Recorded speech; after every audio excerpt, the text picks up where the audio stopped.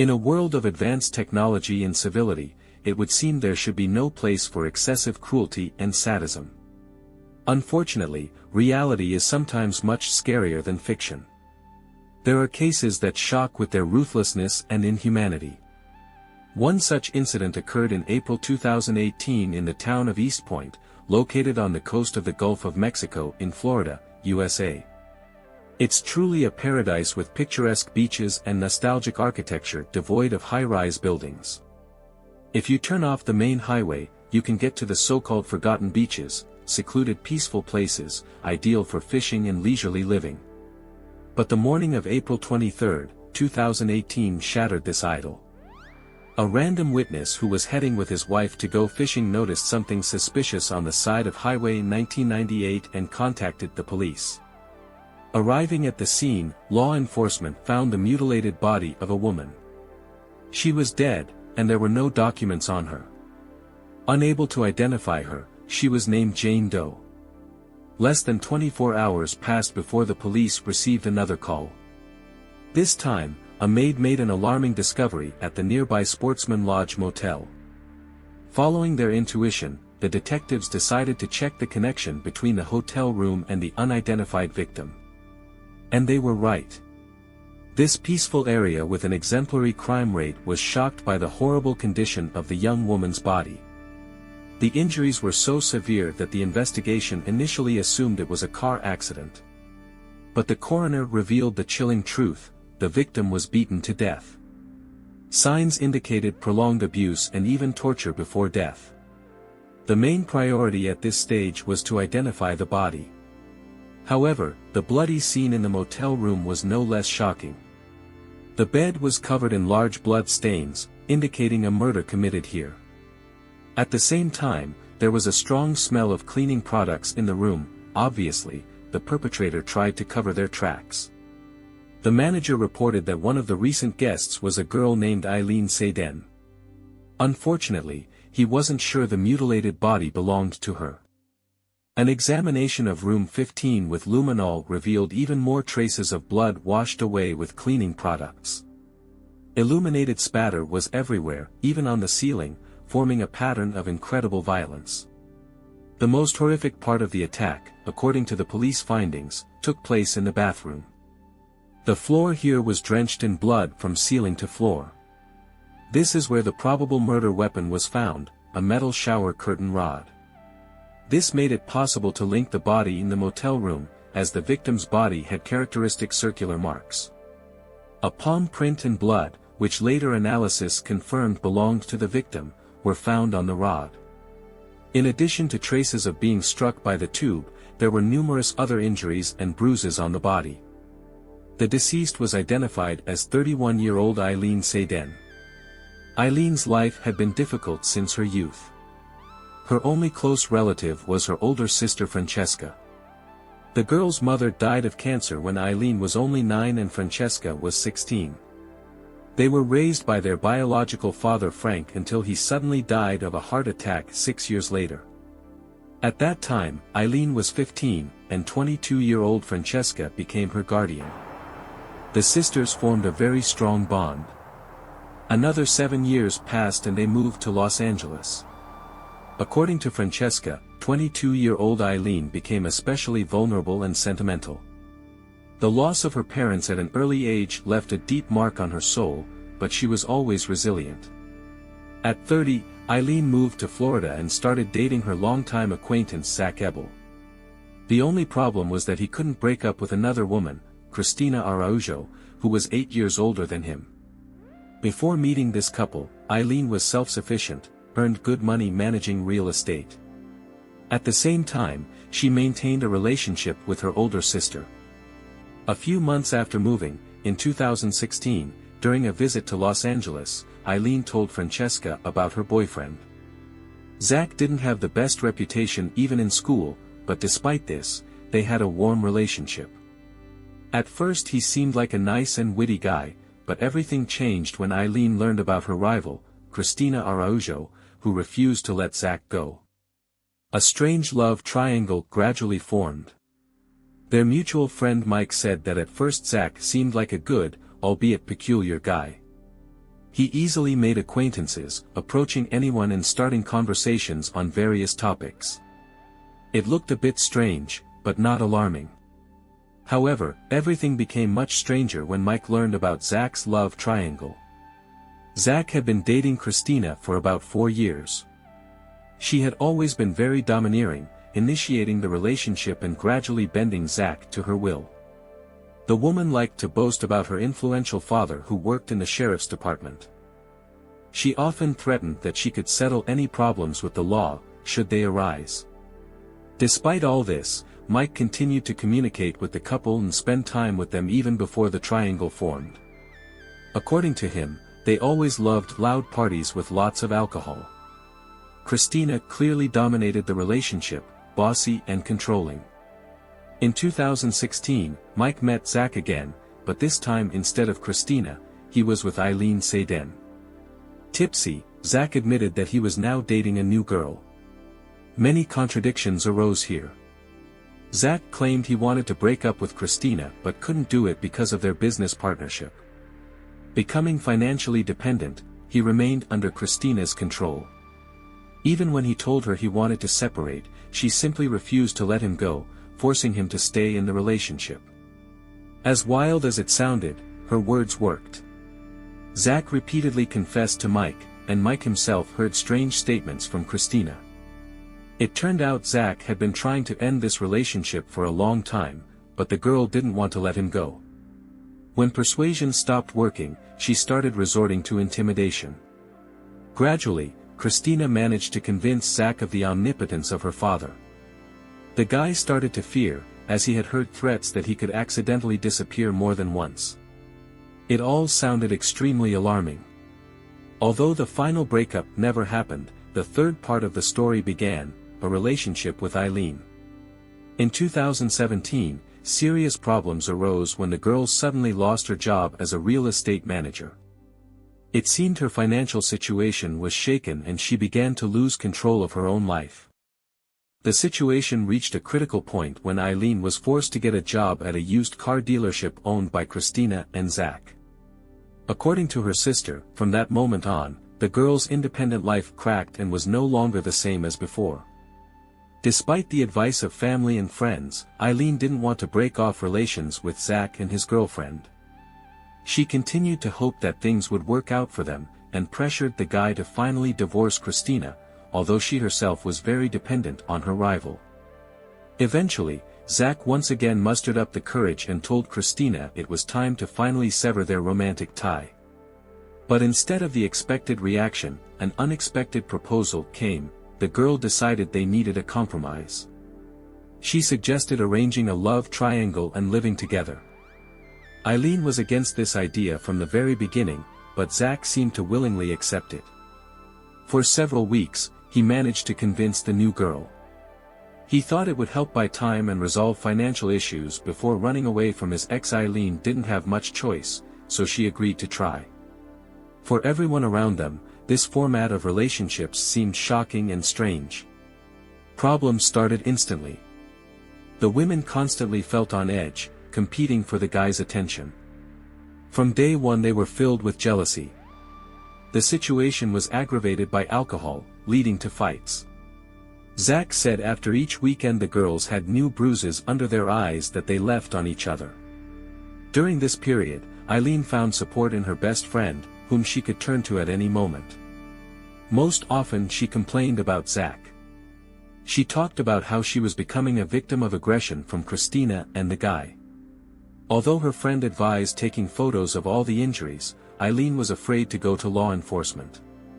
She believed Christina and her father's connections wouldn't allow justice to prevail and would only make the situation worse. Sister Francesca was most worried when she learned about the situation Aileen found herself in. The relative was alarmed that she was too far away and simply couldn't help. The best friend also kept in touch with her, and together the women looked for ways to break out of this vicious cycle. The situation reached its peak when one evening Aileen had to be taken to the emergency room. She was brutally beaten again, but even this time the girl refused to tell what happened. Then her best friend took the initiative and told the police that Aileen was beaten by Zach and Christina. But it led nowhere. The girl was convinced Christina's father had influenced it. Aileen returned and continued to live with them. The cruel couple was with their victim almost around the clock. They lived, slept, and even worked together. The explanation for this was the financial trap the pair had skillfully lured the girl into. Aileen felt that working for them was her last chance to stay afloat. Of course, finding herself under the control of manipulators in the financial sphere, she could no longer be independent.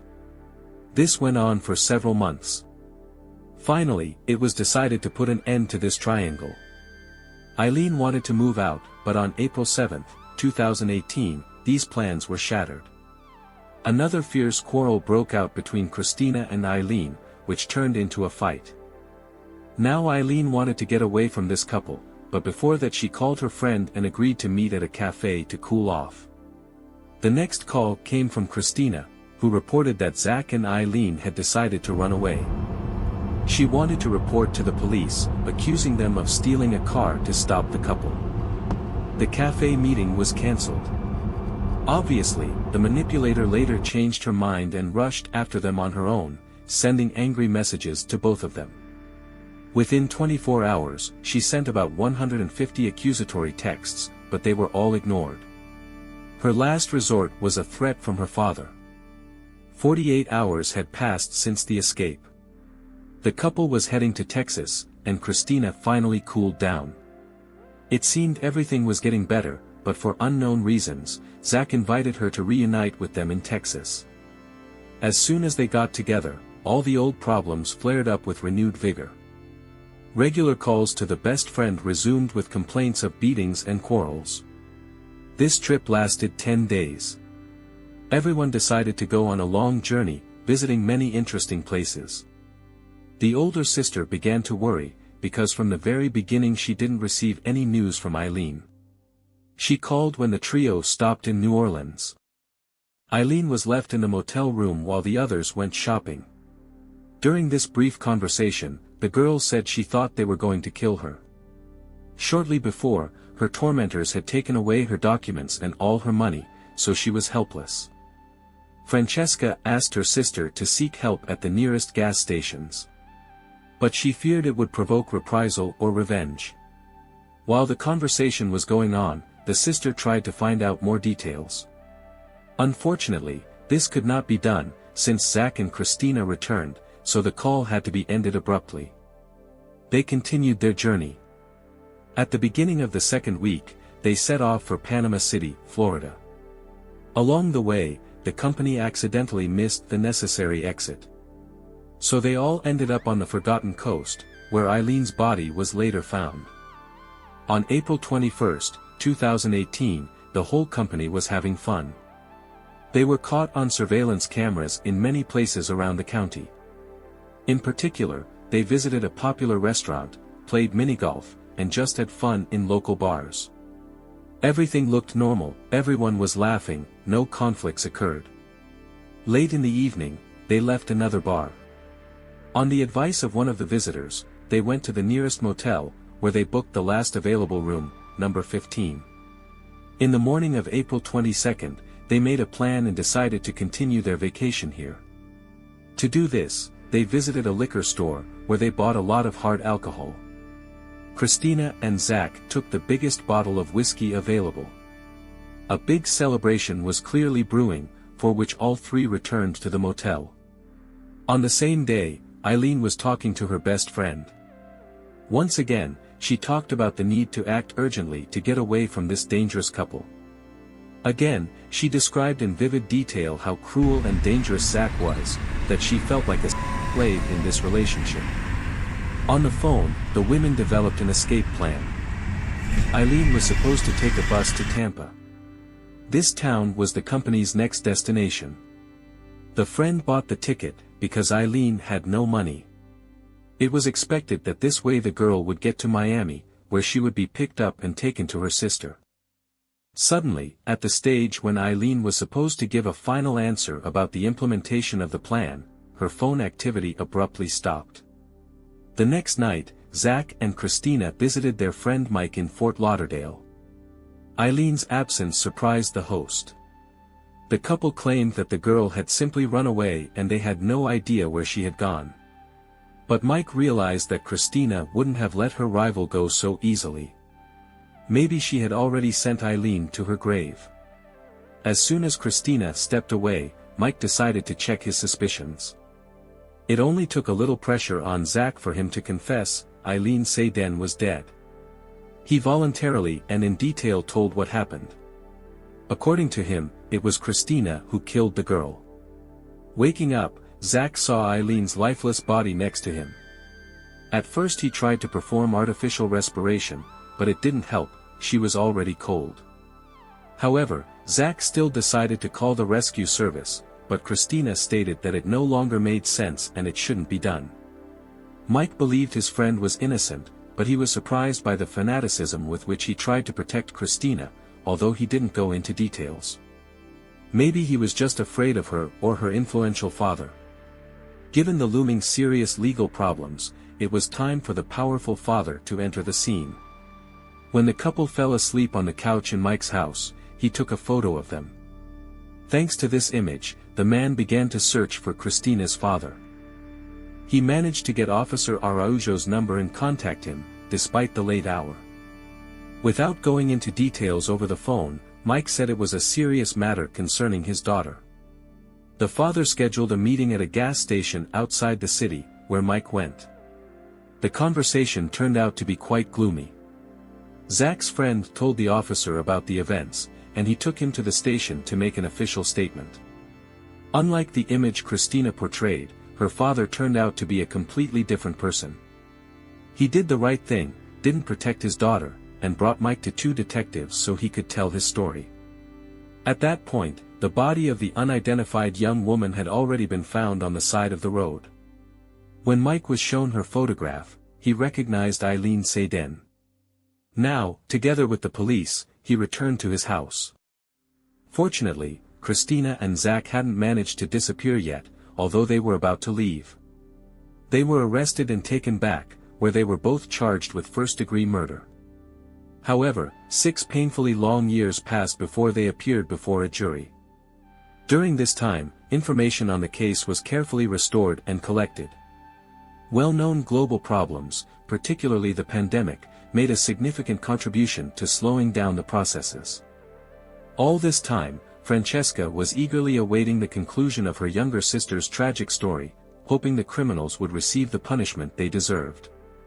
Each bureaucratic delay caused her deep sadness, and uncertainty tormented her the most.